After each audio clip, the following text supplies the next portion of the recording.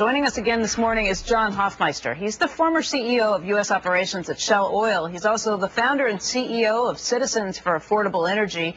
And he's the author of the book, Why We Hate the Oil Companies. And John, welcome back. Thanks for joining us this morning. Good morning. You gave us some really good insights last week about what's happening and what this is going to mean for the future of oil exploration. Now that you've seen this attempt fail, what does this do to raise the stakes? Well, I think the stakes against drilling are, of course, increased by the continuing flow of that oil into the Gulf.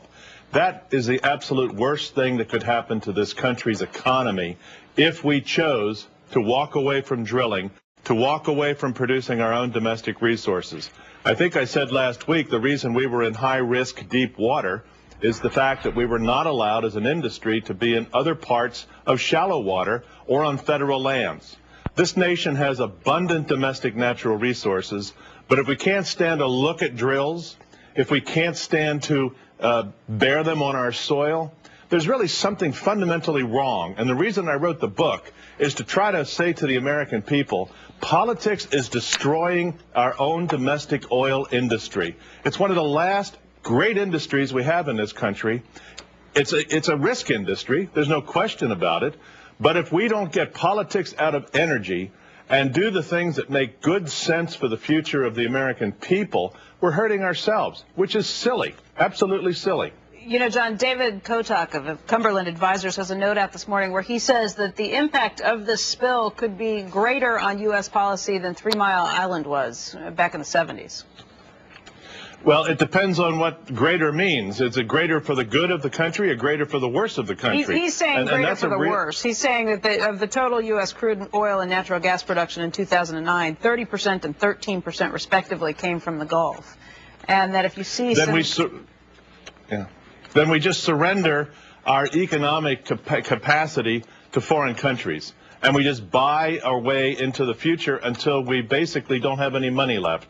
This is a very serious issue, Becky, and I think your viewers should really understand the president's decision to suspend drilling in the deep water is one of the first signals that sticking with hard decisions to support the economy is not easy to do. 50,000 people will be laid off. Those rigs aren't going to just sit there for 6 months while the Presidential Commission does what it needs to do. They're going to other places in the world where they will get locked into projects that will last 2 to 3 years. And we have pushed drilling back by an extraordinary amount of time already. We don't have that much time to really keep building our capacity to keep gas prices from shooting through the roof. I predict by 2012, with any kind of economic recovery, when people are running for office, when the next presidential campaign takes place, we could be well north of $5 a gallon if we stop our domestic drilling. China's not slowing down. India's not slowing down. And for us to walk away from our domestic natural resources makes no sense whatsoever. Still, John, how do you come at this? I mean, you also think there's some blame to go around for this. There were problems that were created. This is a man-made problem. This is, you know, not an act of God that created this. And there has to be some form of looking into what happened and trying to prevent this from ever happening again, correct? You're absolutely right. And from day one, I've been saying, let's get to the bottom of what went wrong. Over 35,000 wells safely drilled in the Gulf, 40 years of safe experience. This anomaly has come along. Let's find out how many human factors, whether it's well design, whether it's poor decision-making on the rig, whether it's inexperience, whether it's conflict on the rig, whatever it was, this should not have happened. This was man-made, and I can't believe the equipment failure didn't also have something to do with human factors.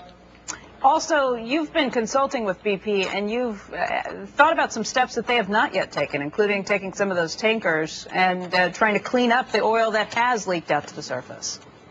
Why haven't they done that? I think the mess, I don't know yet. I really don't understand it, except that it's logistically very difficult. Tankers aren't just sitting there waiting to be asked to come suck up that oil. I did talk to a Coast Guard official over the weekend and hope that that will accelerate some of the analysis and move this forward. But whether it's from a substantive clean up the mess before it hits the marshes or the shore, or whether it's the symbolic notion, the vision of these big supertankers churning back and forth, or a line of barges set up to protect the coast with high-volume pumps.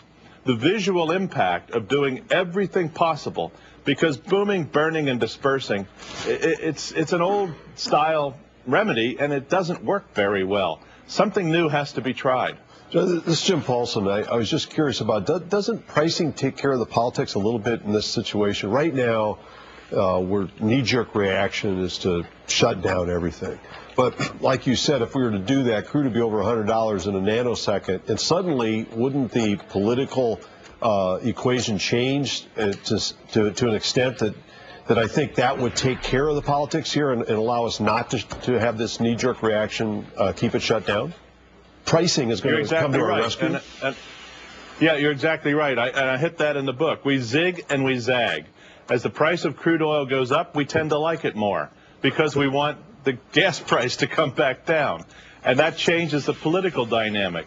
You know, at $4 gasoline, suddenly the U.S. Congress, which had a ban on offshore drilling for 30 years, didn't renew the ban. Now, we haven't moved forward since they didn't renew the ban. But you're absolutely right. Price on either side. Low price, we all go to sleep. Yep. High price, we all wake up. And I think there's a calculation here by the White House that perhaps they can get through this with the current lower gas prices and resume drilling perhaps 6 months from now or sooner if the Presidential Commission completes sooner, so that they don't get into the high price of 2012. John, just out of common sense, wouldn't you want to hear from the big oil companies before we start approving permits en masse that they can handle something like this? I mean, what would prove to you that they could handle a spill of this magnitude going forward? Well, this magnitude is a key word because each reservoir has a difference to it. This reservoir looks like was known to be a troubled reservoir from a long time ago, many, many months ago. And it looks like the pressures are so great in this reservoir that requires, I think, a well design that didn't happen. I think that the way the oil companies do secure and safeguard their operations is to start from basic principles. What are we dealing with here? What are the designs that we know will be fail-safe? And in the operation, the drilling, etc., if there are hiccups, if there are sensitivities that are derived, then that is something that is very seriously analyzed before anything moves forward. I'm worried that there was a rush to close in this well to get on to the next one. And when you rush in the oil industry, it's like rushing to build an airplane. You don't rush things in the oil industry because of the risks associated. I think what you're getting to, though, Carl, is the contingency planning necessary when you do this high-risk drilling, which is one of the reasons I advocate more low-risk drilling. Right. Because there are certain things you can't plan for. You don't understand. This is 5,000 feet. What if it were 10,000 feet? And we do have wells at that depth while we walk away from 200 feet or 300 feet drilling opportunities. John, the next step that they're going to be taking is not a proven method by any means. If this lasts until, let's say, the relief drilling wells are drilled in August, is it one that those relief wells will work to stop this? And secondly, what happens if this goes for the next 3 months? I think there's a high degree of confidence in the relief well drilling technique. But let me put forward a hypothetical. If at the top of the reservoir where the drilling took place, if there is a destruction of the mechanical apparatus at that point, if there is no collar, if this pressurized well is just booming forth, almost volcanic in its nature, how do you get the cement to stick? How do you get anything to hold on to for that cement in the relief well? So I think the risk in this plan B for the relief well has to be the idea, perhaps, of implosion. Implosion has never been done at 5,000 feet. And if implosion is necessary, that's going to be a very tricky operation to pull off. But that would be ultimately the next step if the relief well doesn't work. All right. John, thank you very much. We appreciate it, and we hope to continue to talk to you with updates.